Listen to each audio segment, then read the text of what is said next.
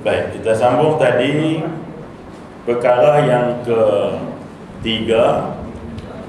Apabila seseorang dengan ziarah kubur tadi tidak mampu untuk menghilangkan ataupun mendekatkan diri dia pada Allah, maka disebut oleh Imam Qurtubi ini jalan-jalan lain supaya hati kita jadi lunak, supaya hati kita jadi apa orang panggil tadi ni, ingat kepada mati. Jadi yang pertama tadi dia kata mari majlis ilmu. Yang kedua, membayangkan kematian itu adalah diri kita. Si mati tinggalkan rumah, itulah perkara yang sama akan kita lalui. Si mati tinggalkan segala benda harta, itulah yang bakal kita lalui. Si mati akan ditangisi oleh anak, maka begitu juga kita akan berlaku pada kita. Si isteri tadi menangis, isteri kita menangis, macam itulah juga besok isteri orang si mati menangis, isteri kita pun macam itu. Tetapi dalam masa yang sama, ya, mereka yang melakukan semua yang ada itu menjadikan ibadah, rumahnya mendoakan kesejahteraan perjalanannya. Kita tinggal rumah seolah-olah rumah kata salam sejahtera, salam selamat kamu semua. Ya, kereta, kenderaan, harta kita juga akan bercakap benda yang sama. Ya, itulah benda-benda yang kita kena gambarkan. Kata Imam Qurtubi, mudah-mudahan dia akan melunakkan hati kita. Baik, masuk yang ketiga. Ketiga iaitu menunggui orang yang sedang dalam keadaan kritis. Kritis di sini maknanya nazar. Dengan menyaksikan keadaan orang yang sedang mengalami sakaratul maut, lalu membayangkan apa yang nanti akan terjadi setelah ia mati dan bagaimana nasibnya. Hal itu akan membuat jiwa orang tidak tertarik pada kenikmatan dunia, membuat hati menjadi selalu gelisah memikirkannya, membuat mata enggan tidur, membuat enggan memanjakan tubuh, membangkitkan semangat untuk beramal soleh dan menambah semangat untuk lebih tekun beribadah sekalipun harus bersusah payah. Yang ketiga, dia kata cara nak lunakkan hati dengan tunggu orang yang nazar. Tuan-tuan sekalian, saya terbaca, wallahu alam benar atau tidak, tapi tak apa, benda yang baik kita boleh kongsi. Kisah seorang jururawat yang puluhan tahun duduk di hospital, tuan-tuan sekalian, berdepan dengan berbagai-bagai orang yang mati. Dia cerita pengalaman dia. Ada dia kata muka yang tenang, ada muka yang pekat, hitam, penuh kebimbangan. Ada dia kata minta kami nurse-nurse ni tolong bacakan Yasin. Ada yang meminta supaya diberikan Quran, nak pegang supaya mati dalam keadaan memegang Quran. Ini pengalaman dia. Benar tak benar itu wallahu alam, tapi ya saya kalau benar pun bagus, tak benar pun apa salah kita ambil pengajaran. Kita ni kadang-kadang orang Melayu ni kan, dia bukan nak ambil pengajaran, dia nak tahu nurse tu siapa. Dia nak pergi cari apa punya barang. Nah, dia nak cari ada nama handphone dia. WhatsApp dia boleh WhatsApp dia. Jadi dia kata inilah pengalaman dia, menyebabkan dia sendiri jadi insaf. Ada dia kata muka bimbang nak mati ni. Ternyata dia kata sepanjang dia jaga orang ini, ya semayang dia abai masa sakit. Itu kebimbangan. Tapi ada orang yang sakit kuat, dia kata tapi tenang saja. Sebab apa? Duduk situ 2 minggu, 2 minggu itulah masuk zuhur semayang, masuk asar semayang dalam keadaan kelemahan dan dhaif tadi. Matinya tenang. Jadi dia pun Yang mati tenang ni, dia kata dalam 2 minggu contohnya duduk dekat wad ni, hari-hari anak mai datang baca Quran tepi telinga. Anak baca. Itu sebab dia tenang. Yang muka pahit, pekat, risau, kebimbangan, hitam, pekat, biasanya apa? Anak-anak mari pergi borak sama-sama dia. Ha gelap. Kita pernah duduk wad kan? Sebab kadang-kadang duduk wad tempat amalan ni pun okey juga kan? Macam GH ni ya, Ampar Rahimah Kelang ni tempat tak tahu hospital ke tempat sumbat orang, tuan-tuan sekalian. Saya pernah dulu Ampar Rahimah, tuan-tuan sekalian, ramai orang sakit kan? Sampai pakai extra bed kan, letak tepi-tepi lorong kan, tuan-tuan sekalian. Jadi bagus juga daripada duduk seorang-seorang dalam wad kan. Duduk apa VIP kan, ada ni orang kaya VIP, tuan sekalian. Jadi kita tak tahu, kita tengok orang ni berjerit dan sebagainya. Jadi saya nak sebut, dia kata kalau ikut pengalaman sinners ini, jurawat ini, ternyata apa yang Nabi sebut, apa yang Islam ajak itu betul. Orang yang semayangnya jaga, ya tenang dia mati ya. Sebab itu di hujung ayat ini kita tengok, hujung perkara, menambah semangat untuk lebih tekun beribadah sekalipun harus bersusah payah. Ketiga susah itulah Allah nak ganjarkan lebih daripada biasa.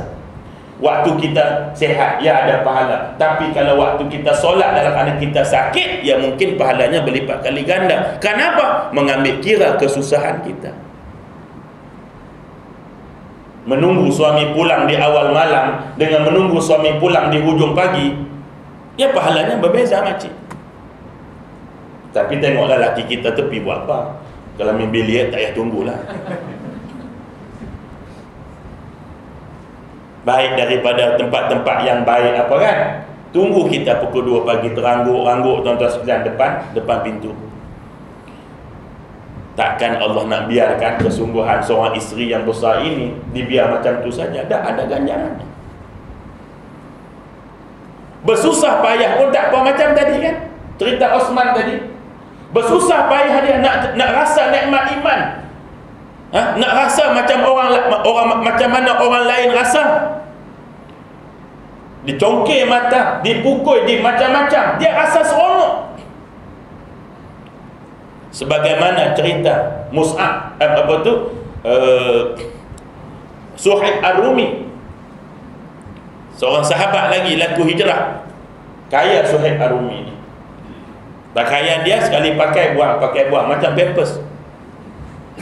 Kaya Suhaib Ar-Rumi. Masa nak melakukan hijrah, sampai tengah jalan ditahan oleh puak Quraisy. Dia kata, "Hang nak pergi mana?" Dia kata, "Aku nak ikut Rasulullah pergi Madinah." "Kamu nak pergi dengan harta kekayaan kamu ni?" Dia kata, "Ya, ini harta aku nak pergi." Lalu kata orang Quraisy, pemimpin Quraisy, "Kamu ingat Suhaib," dia kata, "dulu kamu datang miskin, sehelai sepinggan. Kamu jadi berjaya dalam bisnes, kamu berjaya dalam perniagaan kerana kejayaan transformasi ekonomi yang kami buat di Kota Mekah.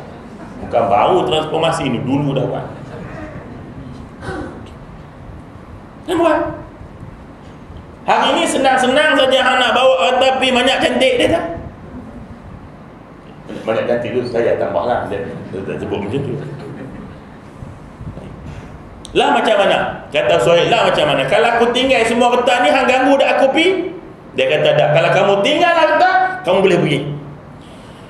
Dengan penuh yakinnya pemimpin Quraisy kata, takkan Suhaib boleh tinggal kereta dia. Ternyata apa yang dicangkakan oleh Quraisy ini berbeza. Suhaib kata, "Kalau begitu baik, ambil semua. Ambil ya. Aku pergi. Dulu aku datang ke Mekah selai pinggang. Hari ini aku keluar daripada Mekah selai sepinggang. Aku tak pelik. Kenapa? Dulu aku selai sepinggang tanpa iman. Hari ini aku keluar selai sepinggang dengan iman." Tengok tak? Besarnya nilai iman itu dilihat oleh Suhaib Ar-Rumi ini. Susah payah dia. Macam cerita tuan-tuan sekalian, saya nak sebut ni, yang ada kaitan ni. Tu kadang-kadang ada juga, "Ustaz lain kali baca cepatlah sikit, bila nak habis Kitab tebal. Yang penting faham, bukan habis kitab bro.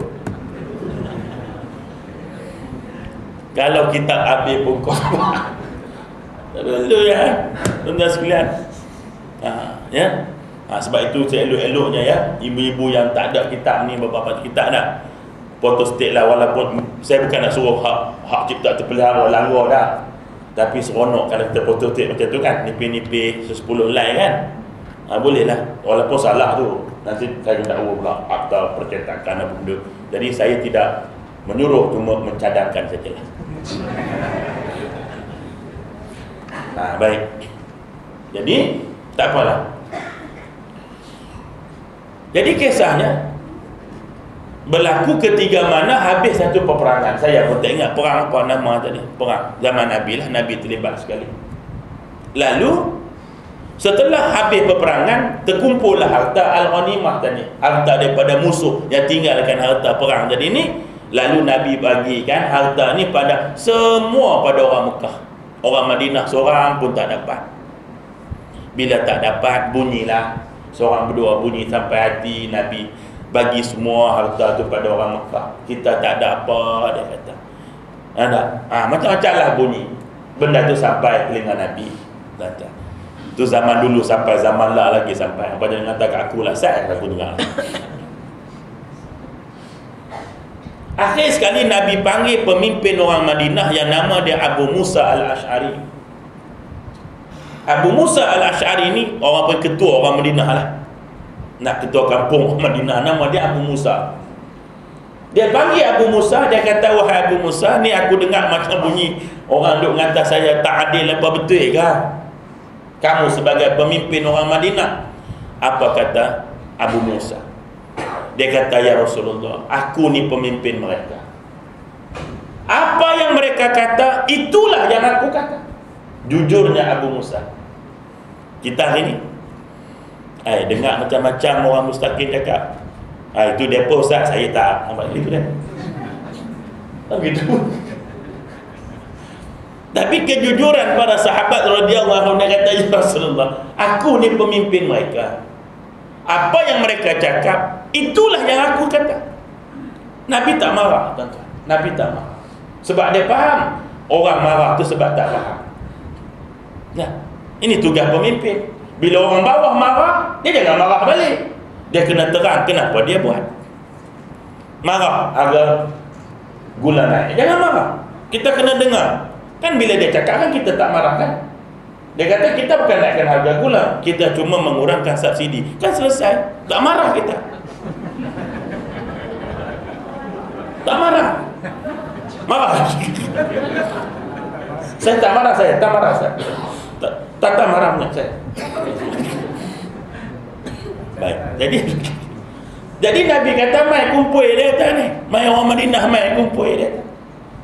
Boleh dah tolong kumpul orang? Abu Musa kumpul orang. Orang Madinah semua. Nabi pun kata, aku ada mendengar kamu mengatakan begini-begini kepada aku dengan sebab aku memberikan harta ghanimah semuanya kepada orang Mekah, tanpa sedikit pun aku beri kepada penduduk ataupun orang Madinah. Betul ke kamu kata macam tu? Sahabat kata, betul ya Rasulullah. Nak tipu apa Nabi tahu? Akhir sekali Nabi kata apa? Nabi kata, ya, aku memang berikan semua ghanimah ini kepada orang Mekah, tetapi aku tidak bersama dengan mereka. Orang Mekah ambil ghanimah balik Mekah, aku tak ikut mereka. Aku duduk dengan kamu di Madinah. Apakah kamu nak samakan aku dengan 200 ekor unta? Apakah kamu nak samakan aku dengan 100 ekor unta? Orang Mekah ada dapat 100 ekor, ada dapat 200 ekor unta. Nabi kata, kamu nak samakan aku dengan unta? Mereka ambil unta balik Mekah, aku tak ikut, aku kekal dengan Madinah. Kamu nak samakan aku dengan unta, dengan kuda? Nabi melahirkan perasaan dia, menyebabkan orang Madinah hak kumpul tadi semua menangis dan meminta maaf daripada Rasulullah. Apa mereka kata? Engkau bagilah apa pun. Janji kamu tetap bersama dengan kami ya Rasulullah.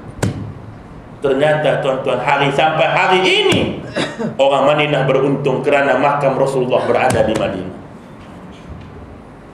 Bukan takat masa dia hidup, sampai hari ini dan sampai hari kiamat Nabi kekal di Madinah. Sehingga Imam Malik, tuan-tuan sekalian, tak berani nak keluar daripada Madinah. Sayangnya kepada bumi Madinah ini. Imam Malik itu hidup di Madinah dia.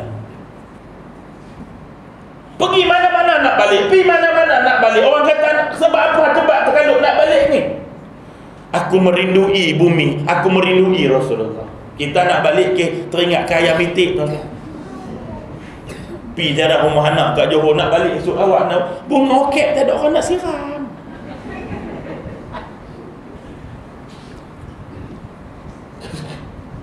Kucing tak ada siapa nak bagi makan. Baguslah tu niat begitu lah. Sebab kita kurung kucing tak besar. Jadi kecintaan tadi saya nak sebut tadi kan, maknanya kita ziarah orang yang kritikal, orang yang nazar, nampak orang ni besok nanti mati macam ngesrekan kan. Dia tahu dah. Dia tengok orang nazar ni muka pucat dah. Sebab apa? Semayang tak jaga. Anak-anak mari seorang pun tak baca Quran. Maka bayangkan, kita kan tahu anak kita kan, kita bakal jadi nazar. Kalau anak kita macam anak si pesakit ini, anak isteri kita macam isteri pesakit ini, suami kita macam suami pesakit ini, mungkin kita akan berdepan keadaan yang sama, penuh ketakutan ketika maut menghampiri kepada kita. Kan ini hati lembut hati kita. Ziarah orang yang sedang nazar.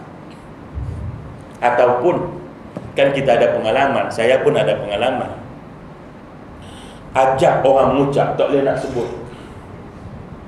tak boleh nak sebut syahadat. Tuan-tuan, jangan lihat dia, kita juga wa'iyyazubillah mungkin menjadi orang yang sama. Jadi kalau kita tengok kenapa orang ini susah sangat untuk mengucap, cuba kita cek list kita, ada amalan yang dia buat kita buat? Ada? Kalau ada, lembut dah hati kita untuk berubah? Lembut dah pakcik? Ya, lembut. Kita selama hari ini mengabaikan aurat contohnya. Orang nak mati ni cungak nak menyebut aurat, nak menyebut syahadat. Terfikir, ya Allah, bagaimana kalau sekarang akulah yang berada di tempat itu, susah untuk membaca syahadat lantaran mempermudahkan masalah aurat. Contohnya begitu. Lembut hati kita makcik? Ya, lembut hati kita. Kalau kesusahan orang yang nak mati ini berpunca daripada kita sebagai nah cerita tadi, tak pernah baca Quran, semayang duk tinggal, anak-anak duk mai, tak peduli apa nak baca Quran, tak tanya pun nak tolong ambil uduk ke mak, nak ambil uduk ke bapa, tak pernah terfikir dia anak. Nak mati nanti nazak, nak mati susah mengucap. Bayangkan kalau sikap dan sifat itu ada pada kita, sama nak kita akan terima nasib wal-iyazubillah. La haula wala quwata illa billah. Ini sebab Nabi suruh mari kelas ilmu. Kita kenal anak kita, kita kenal bini kita, kita kenal tok laki kita. Nak harap macam mana kalau anak macam tu, laki macam tu, bini macam tu? Nak harap macam mana? Apa yang kita nak harap? Tambah pula kawan-kawan tuan-tuan sekalian yang tak senonoh, kawan yang hanya bercakap tentang dunia, tinggal akhir, tinggal semayang bang, tu kawan-kawan kita. Apa mereka boleh buat datang ketika ziarah kubur kita? Datang bercerita bisnes, datang cerita tentang saham, sedangkan jasad kita terkujur kaku di situ. Kalau kawan yang baik, paling-paling pun duduk bertafakur depan kita, baca Fatihah, baca Qul Huwallah, setidak-tidak ni dah merokok kat klinik. Macam mana biar boleh keluar main bola separuh masih kedua? Sembang bola masa orang mati. Kubur orang mati dengar tak makcik? Nabi kata, bila kamu ziarah kubur jangan cakap sebarangan, kerana apa yang kamu bicara didengar oleh orang yang mati. Sampai hati dia kata, kamu datang duk sembang bola. Lebih dahsyat lagi, anak-anak duk sembang dalam bilik. Kau dapat 80%. Harta bapa, harta di luar negeri, abang long yang punya. Harta dalam negeri, adinda yang punya. Rumah yang buruk ini, ya Abdul Wahab yang punya. Ini tidak adil.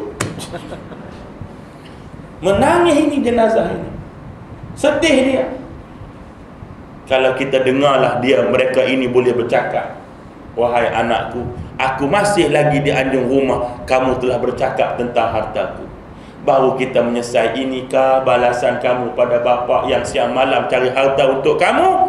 Ini balasan kamu, hanya memikir harta tanpa menghiraukan jenazah bapa yang masih di anjung rumah, tapi kamu telah bercakap tentang harta.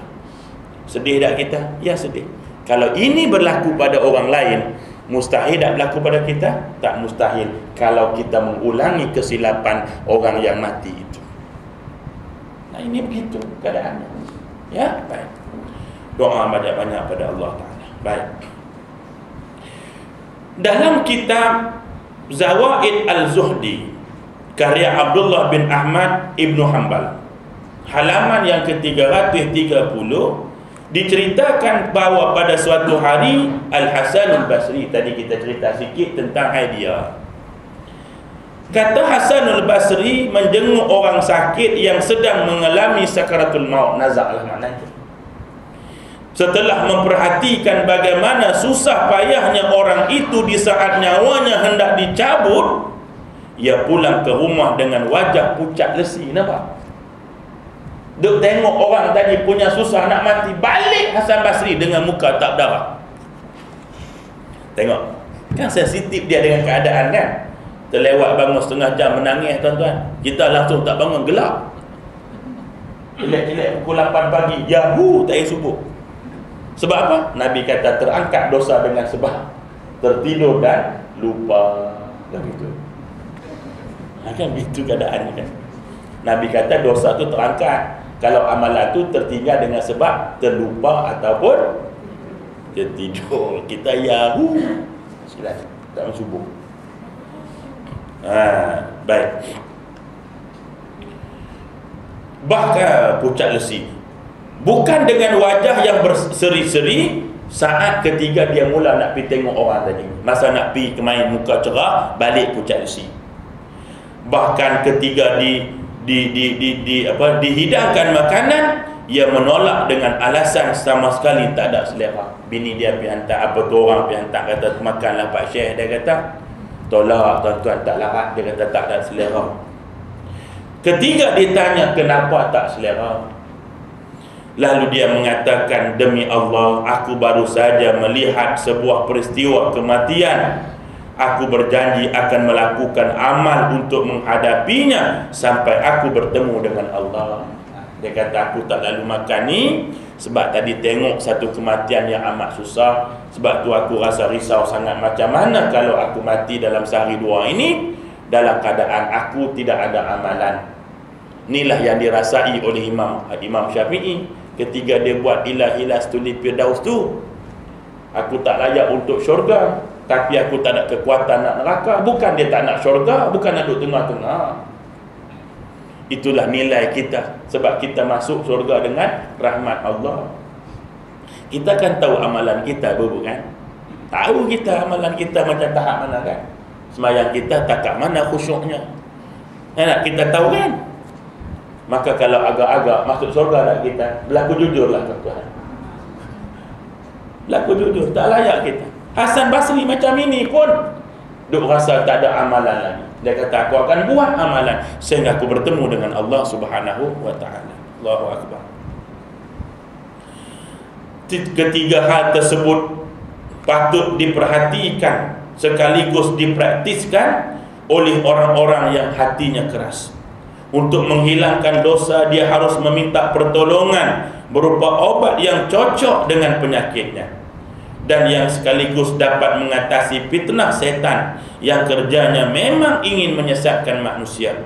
Jika mujarab itulah yang diharap, tetapi jika tak mujarab juga, inilah yang keempat aku nak terapkan. Kalau tadi 3 pun tak jalan juga, ni yang terakhir lah. Dia kata, last kopek dia kata, baik. Keempat, ikut menyaksikan pemakaman jenazah di kubur. Pi ikut orang, pi tanam orang. Hal itu merupakan cara yang lebih efektif daripada cara pertama dan yang kedua. Yang pertama tadi pergi majlis ilmu. Yang kedua tadi apa dia? Iaitu kita membayangkan kematian itu kepada kita.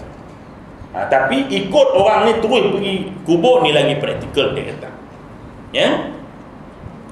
Kerana Nabi SAW bersabda, berziarah kuburlah kerana hal itu dapat mengingatkan kamu kepada kematian dan akhirat, serta membuatkan kamu zuhud kepada dunia. Dengan ikut menyaksikan acara pengebumian jenazah, pertama, ia akan mendengar suara azan. Kedua, memberitahukan kepada hatinya ke mana nanti tempat kembali yang abadi. Hal itu diharapkan dapat menimbulkan rasa takut, seperti ketiga menyaksikan orang yang dalam kritikal. Dan berziarah kubur orang Muslim, sebab dengan menyaksikan secara langsung, hal itu akan lebih terkesan. Baik. Dalam hal itu, Imam Ahmad Tabrani Al-Hakim, Nabi SAW bersabda, berita itu tidak seperti melihat dengan mata kepala sendiri. Nabi kata, hal dengar berita dengan tengok mata sendiri, dia benda yang berbeza. Dengar orang mati dengan kita pi tengok orang tanam orang mati, dia beza. Oh, orang dah mati takkan tu. Nah, kadang-kadang tak ada apa-apa kan. Orang kata, oh, kawan kita dah mati. Iya, Masya Allah, meneruskan kemerokokan itu. Ya tak ada apa-apa dia. Kawan kita mati, hak main bola sekali kemarin dulu ni. Iya, inna lillahi wa inna ilaihi raji'un.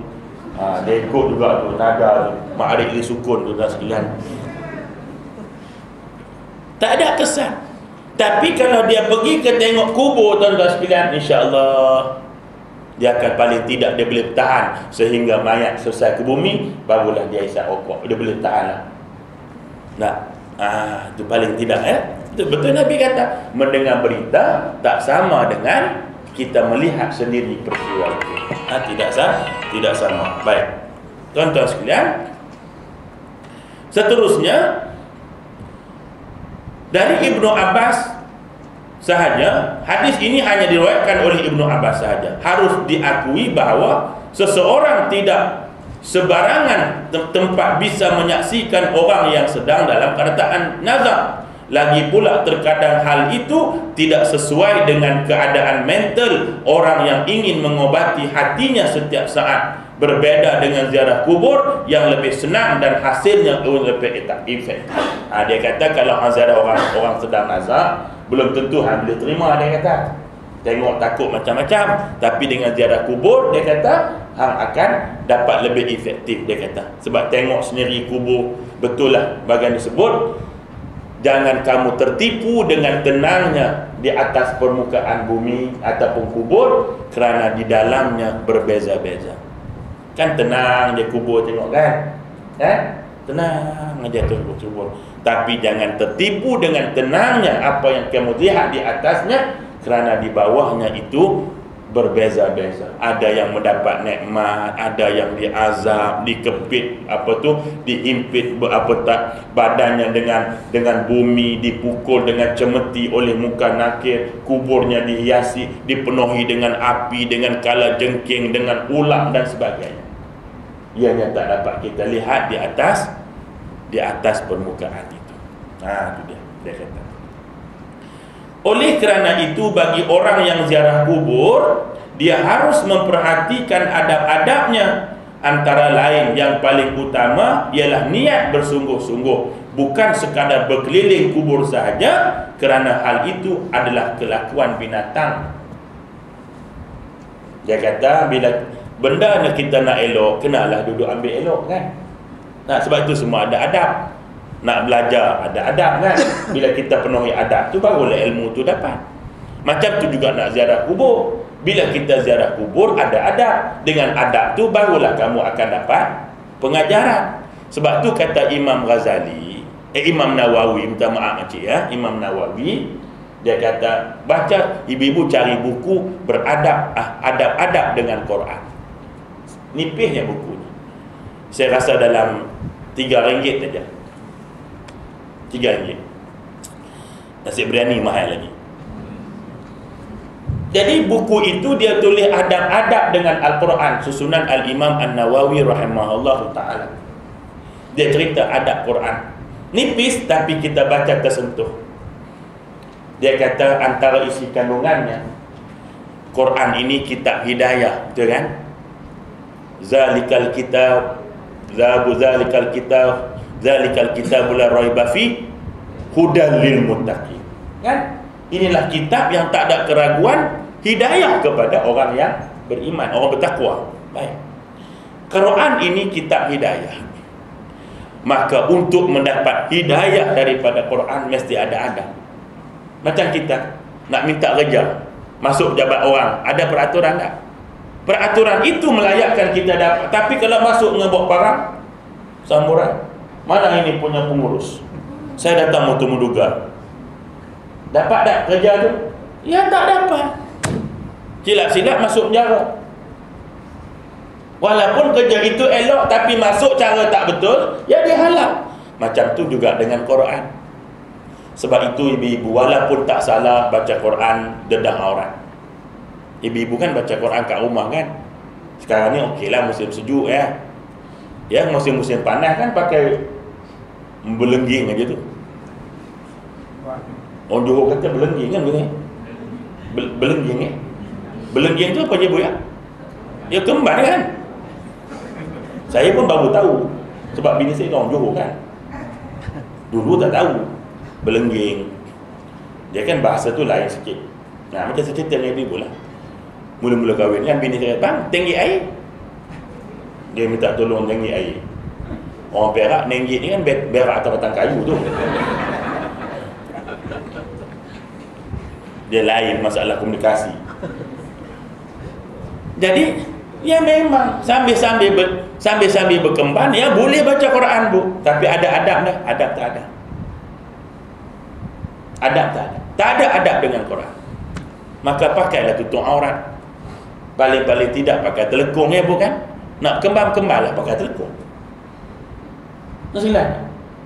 Jadi sebab kita nak ambil hidayah daripada Quran. Sebab tu kalau kita mulakan majlis kan, selalu kita dengar untuk memberkati majlis, marilah kita baca umul kitab. Ya kalau boleh tium sikit perkataan tu lagi bagus. Mari sama-sama kita mulakan majlis dengan umul kitab. Mudah-mudahan kita mendapat petunjuk daripadanya. Kan cantik lagi tu. Bukan sekadar mendapat keberkatan. Berkat saya baca Fatihah pergi penuri kahwin, dia dapat nasib berkat.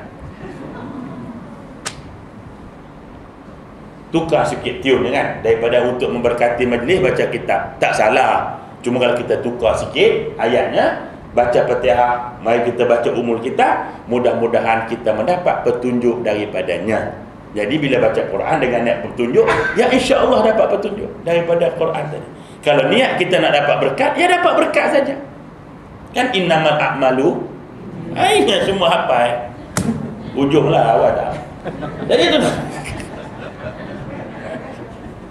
Jadi maknanya begitu. Kan? Dia sebut gitu ya. Niatnya pertama kan. Jadi macam tu juga kita ziarah kubur, ada adabnya. Aurat ditutup ya. Masuk ke kubur bagi salam ya. Tak berpanjang assalamualaikum ya ala kubur pun tak apa. Assalamualaikum ya ala diyar pun tak apa. Ya salam. Bagi salam dia. Tuan-tuan sekalian. Ya. Kemudian jangan dilangkah kubur-kubur itu. Sekiranya ada jalan lain, kecuali kubur tu rapat sangat tak ada jalan lain, itu lain. Jangan duduk atas kubur. Ya. Sampai ke kubur yang kita nak pergi, ya bagi salam lagi. Kan begitu. Jangan bercakap perkara selain daripada yang boleh mengingatkan kita kepada kematian. Kan itu ada adabnya. Maka kalau itu adabnya, maka insya-Allah ada pengajarannya. Dapat pengajarannya. Itu dia pertama dia sebut, ya. Baik. Dia kata kalau sekadar untuk berjalan-jalan itu macam binatang. Tuan-tuan tengok binatang kat kubur, ada macam petihak kat mayat. Mana ada? Jalan baca kubur. Dia tarikh mati dia kira mati, baca tarikh mati orang. Mati dia, dia kau baca. Lama dah ni mati dia. Tu 66. Ini nak jujur. Kamu tarikh lahir saya. Memang begitu. Ni pula dia tu begitu kan? Masya-Allah. Imam Qurtubi kata mereka itu tidak ubah dengan binatang. Kasarnya bahasa ni. Kenapa sebut binatang? Sebutlah dodol ke, samprit ke. Ya, kadang-kadang ada tempat kena kasar. Ada tempat yang berlembut. Nah, tuan-tuan sekalian, ya, betul lah ni, tulis ni. Baik. Kita mohon perlindungan Allah daripadanya. Daripada mana? Daripada pergi kubur sekadar nak jalan-jalan macam binatang.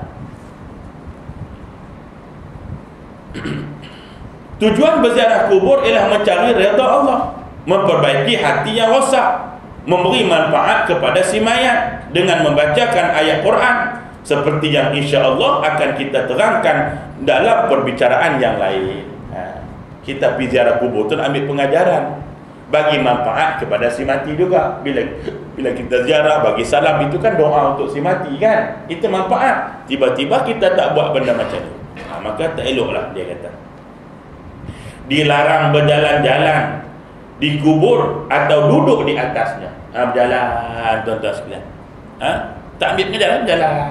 Tengok batu nisan mana cantik, nak buat model baru, tuan-tuan sekalian, model millennium, tuan-tuan sekalian, ya, yang lebih apa? Lebih murah, ya. Macam mana nak buat lebih murah tapi cantik, gitu. Dan juga duduk atas kubur, tak boleh duduk atas kubur kecuali kamu itu hantu kubur, ya, boleh duduk atas kubur. Tapi kalau kamu orang, ya, tak boleh duduk. Macam mana tu ustaz, orang duduk-duduk, jangan duduk atas kubur. Kalau bangku-bangku duduk tepi-tepi itu tak apalah. Baik, apakah binaan kubur yang dibuat sekatan-sekatan tu, orang Singapura panggil dapur-dapur tu, apakah termasuk duduk atas kubur? Jawapannya ya. Sebab tu Nabi tak bagi buat binaan, nak ingatkan duduk je lah. Nah, kecuali yang duduk itu memang orang yang tak boleh berdiri. Yang doktor kata pakcik kalau berdiri mati, ada lain. Tapi kalau kita ini kan jangan duduk. Baik.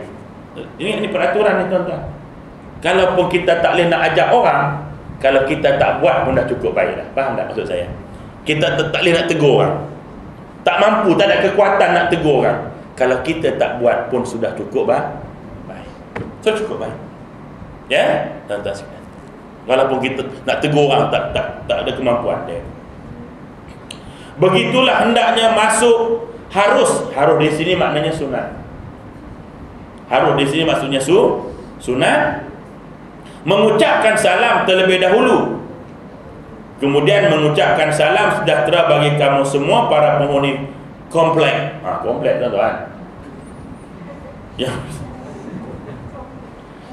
Dan ketika sampai dekat dengan kubur yang dituju, maka ia pun mengucapkan alaikassalam. Tuan-tuan sekalian, boleh bagi ini sebagai mereka. Assalamualaikum mak, assalamualaikum apa, boleh, tak ada masalah apa-apa. Tak ada masalah, boleh. Assalamualaikum mak, assalamualaikum abang, tak ada masalah. Tu suami kita, tak ada masalah. Ya, baik. Timbul persoalan. Seorang isteri yang kematian suami kemudian berkahwin dengan lelaki lain. Suami baru tak bagi ziarah kubur. Boleh atau tidak dia pergi ziarah kubur suami dia?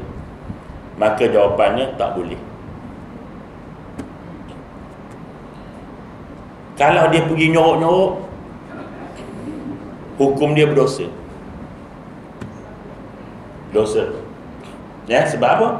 Sebab buat benda tanpa izin suami, sedangkan perkara itu adalah harus.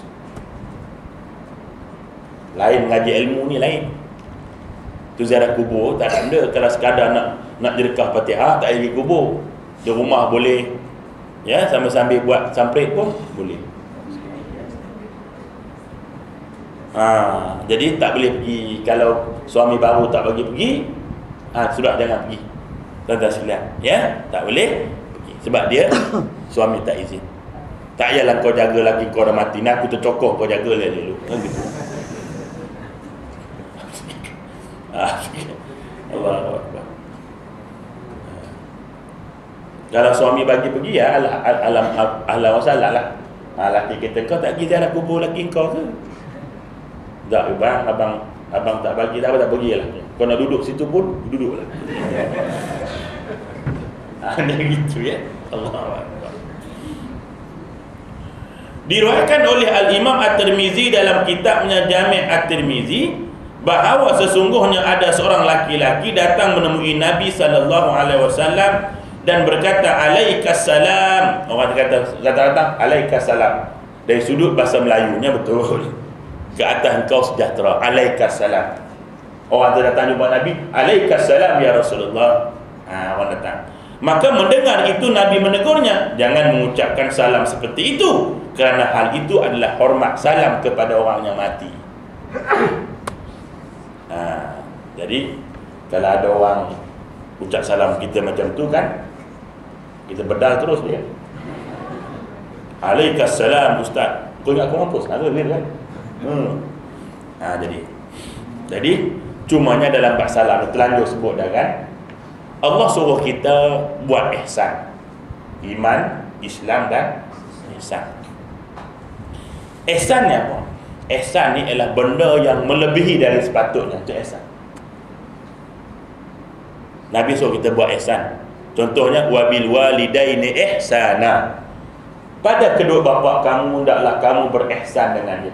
Tak disebut buat baik, berihsan. Ihsan ni buat lebih sepatutnya. Bukan sekadar hantar bulanan bagi duit. Bulan-bulan lebih pada tu.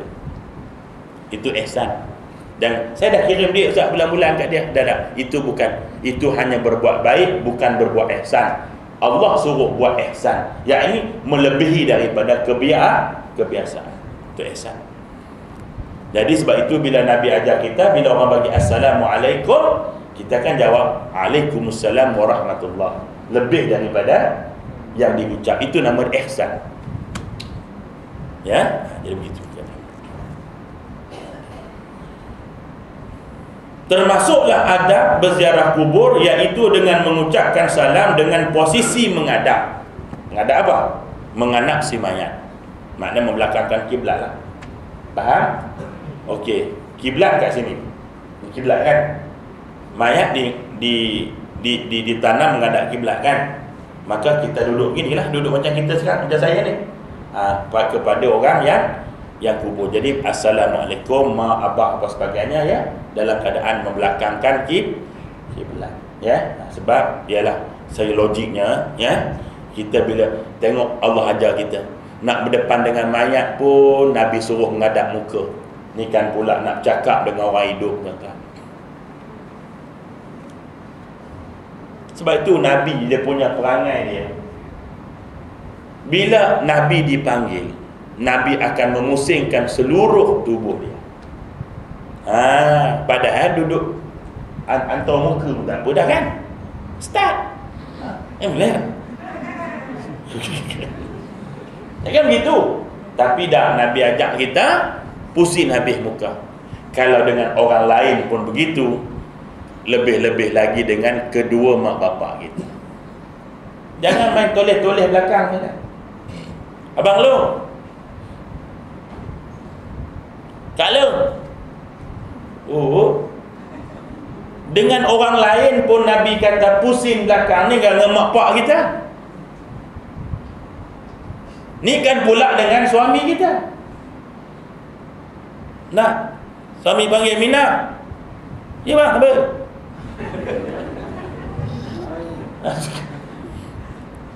Gitu. Yang ibu kalau suami panggil kan pusing tu.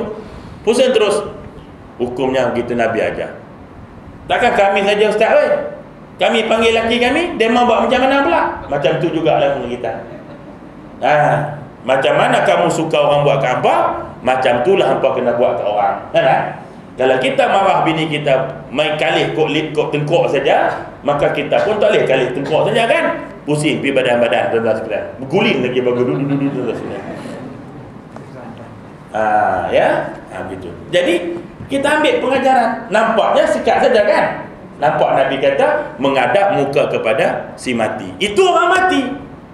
Pun Nabi suruh adab muka ketiga ziarah kubur. Bayangkan orang hidup, bayangkan dengan mak bapak kita, bayangkan dengan suami ataupun isteri kita. Lebihlah aula kita mengadap muka mereka.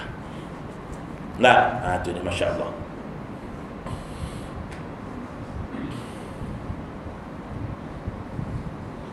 Seperti banyaknya kalau sedang berbicara dengan orang yang masih hidup. Sama dia kata, mengadap orang. Selanjutnya ia berkonsentrasi penuh untuk mengambil pengajaran dari penghuni kubur yang sedang dia ziarahi itu. Konsentrate untuk nak ambil pengajaran. Cobalah direnungkan bagaimana kawan-kawannya yang telah mendahului menghadap Allah. Kawan kita kan, tuan-tuan ramai kawan sekolah kan, seorang dengar mati kan, dalam dengar kawan hantar meninggal dah. Situ ketua kelas kita dulu ni, pengawas kita, skorer kita, keeper kita, midfielder kita semua tu kan. CC, main netball tu, center C. Lepas tu WS, yang kita main bola jaring tu, WS. Apa lagi? Macam lah nombor. Mati semua dah. Kita saja belum habis lagi kan, tuan-tuan sekalian ya. Tu macam itulah. Setelah berhasil mencapai harapan dan mengumpulkan harta, tiba-tiba mereka terputus dari harapan dan tak dapat menikmati harta mereka lagi. Fikir macam tu. Sama-sama kerja siang malam pagi petang duk kumpul harta, elok harta terkumpul mati, tuan-tuan sekalian. Bayangkan kita, jadi kita tak sempat nak derma. Kita kenal kawan kita ni kumpul harta kedekut nak derma dah. Kita kata besok aku jadi macam ni, apa aku nak buat? Terus kita ambil harta kita pergi derma. Itu maksudnya tadi. Tubuh mereka yang tampan ditimbuni tanah, tumbuh yang sasa-sasa, tak boleh bergerak, tuan-tuan sekalian, timbul di tanah. Tuan-tuan dia kata, anggota tubuh mereka terpisah dalam kubur, isteri yang mereka tinggalkan menjanda, anak-anak mereka menjadi yatim, bahkan mungkin negeri mereka dijajah oleh orang lain. Itulah yang kita nak konsentrate, tuan-tuan sekalian. Mudah-mudahan ada manfaatnya. Ya, jadi apa-apa pun kena jadi konsentrate pun dia ada waktu juga, tuan-tuan sekalian. Jadi waktu pun sudah tamat, cukuplah konsentrate kita. Berhenti dekat dulu, tuan-tuan. Jarang tuan-tuan keluar masjid masuk balik mengajar, jarang. Jadi dekat tu dulu. Jumpa balik, sila tanda tempat kita mengaji tadi ni, insya-Allah ada manfaat. Aku qauli hadza wa astaghfirullahalazim li wa lakum. Wassalamualaikum warahmatullahi wabarakatuh.